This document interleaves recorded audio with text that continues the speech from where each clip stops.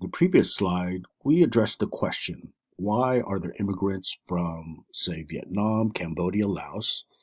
And the answer to that question was linked to a particular historical logic, if you recall. Um, the reason why there's immigrants from Indochina is because the United States went there first. And by the way, this is a map of that, what I call the colonial geographic construction, Indochina, which includes Vietnam, Laos, Cambodia, and these were colonies of the French Empire. So, what we need to discuss is how did the United States become involved in the Vietnam War, which is a very complicated question, I should say, but it deserves a little bit of discussion because it's crucial to understand the historical backdrop to this. And as indicated in the slide there, it's a Cold War context here. In case you're not familiar with the Cold War, it's basically the war that was not a hot war, meaning a military war, but largely a war of ideology between the USSR and its ally, the People's Republic of China, against the United States and our allies. And we called ourselves the free world. And we also had this sort of tabulation of the world divided into three parts. There was the first world, which included the United States and our allies. Again, we called ourselves the free world. The second world was the Soviet Union and China. And in contrast to the first world, which is, in the economic sense, capitalist and politically it's democratic, what we see in the second world is socialism. The economic and political system of socialism. And, that means that the state is highly involved in the affairs of society in a general sense. Okay.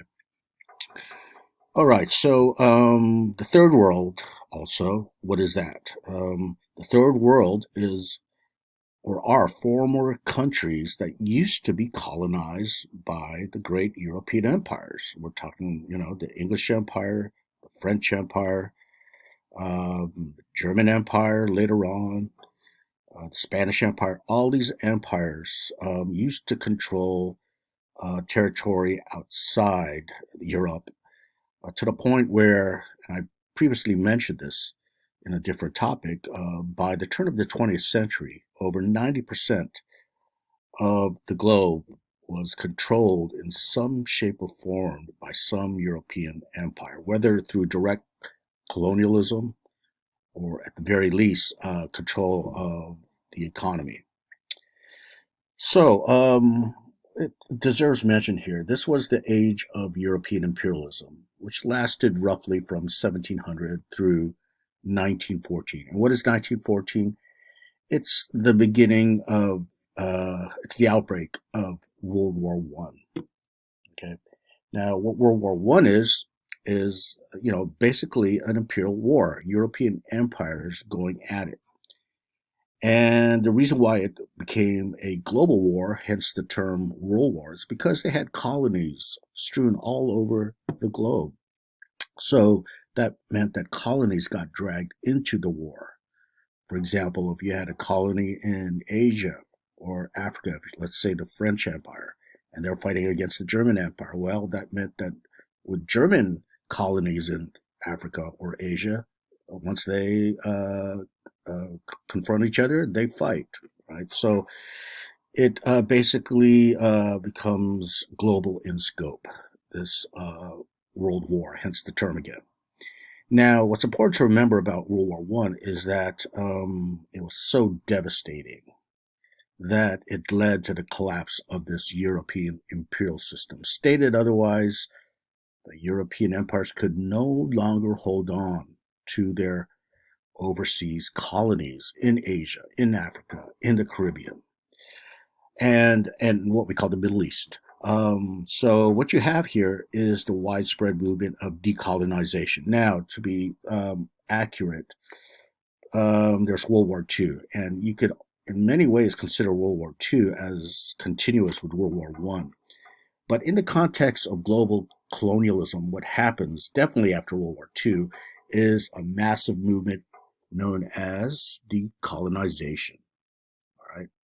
So, as the term states here, decolonization was this global process whereby former colonies across the world were now given independence. Sometimes they were granted independence by their colonial masters. At other times, they had to fight a war in order to throw off the yoke of colonial rule and imperial rule.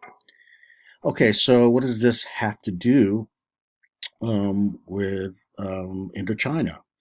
Well, Indochina was exactly, as I mentioned, a former colonial possession of the French Empire. But France did not just surrender Vietnam. They didn't just give them independence. Actually, they fought a pretty bitter war in the 1950s. And by 1954, the French were defeated by the nationalist Vietnam, guerrilla forces, really. And they were forced to give up, relinquish their control of Vietnam. Okay, so going back to that ranking of the world, like I mentioned, the first world, the second world, what you have here with the third world are former colonies. Okay, and still we use the term third world today.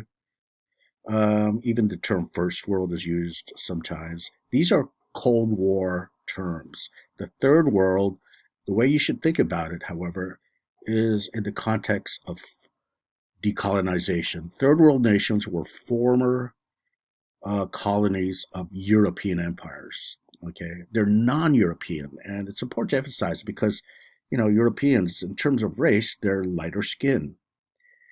Uh, Third world persons are darker skin.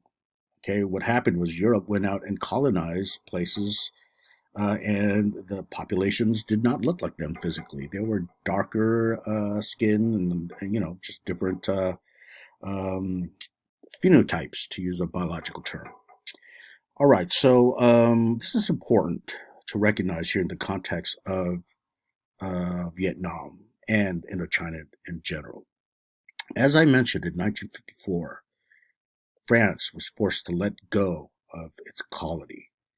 But after that, in Vietnam, you still had bitter rivalry between the socialist, led by Ho Chi Minh, and the nationalist. And the nationalists were led, or let's just say they were allied to the United States. Okay.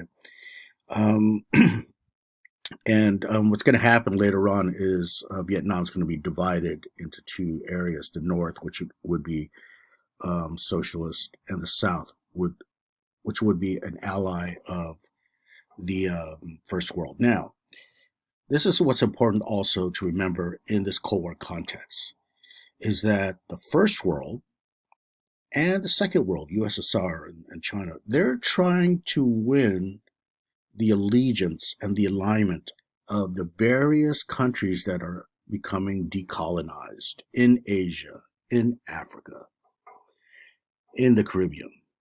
And in other words, they're trying to attract them into their orbit of the first world or into their orbit of the second world.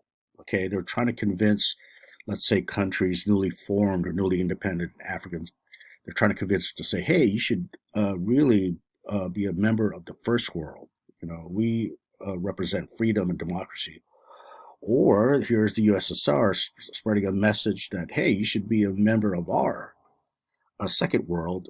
We preach socialism. And socialism, I should mention, is very attractive in the minds of many former colonial countries. Why is this? Because it preaches equality. Now, as Americans, we're not used to, well, let's say it's hard to look at socialism in a sort of impartial way because we've really been taught since the beginning of our schooling and certainly with just, USS ideology, United States ideology that, socialism is bad. Okay, but for former colonized people, it's very attractive. So this is a tug of war.